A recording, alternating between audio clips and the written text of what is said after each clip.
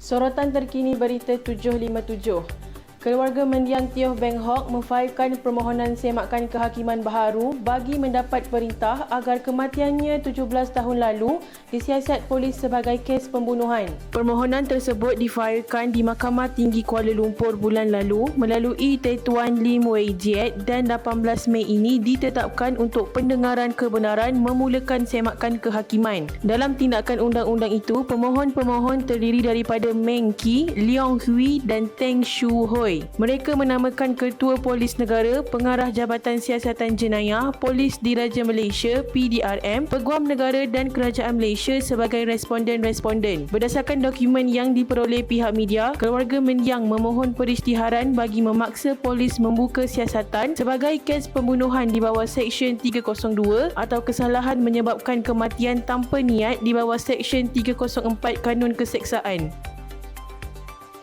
Sementara itu, jualan Rahmah Madani akan ditingkatkan kepada seminggu sekali dan mesti dilaksanakan di semua kawasan Dewan Undangan Negeri DUN.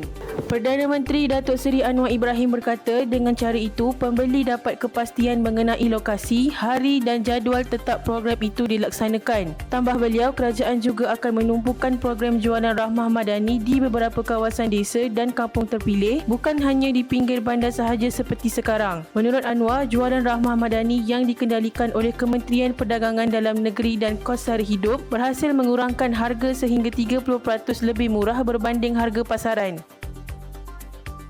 Dalam perkembangan lain, suspek utama yang dipercayai terbabit dalam kes pembunuhan penuntut kolej dengan 61 kesan tikaman di Ketereh, Kelantan Jumaat lalu dijangka dituduh pada Khamis. Ketua Polis Kelantan Datuk Muhammad Yusof Mamat berkata setakat ini siasatan kes berkenaan sudah 70% selesai. Beliau berkata pihaknya dalam proses melengkapkan kertas siasatan dan hanya seorang suspek dijangka akan dituduh pada Khamis. Tambahnya, suspek yang dijangka dituduh pada Khamis mengikut Seksyen 302 Kanun Keseksaan kerana membunuh.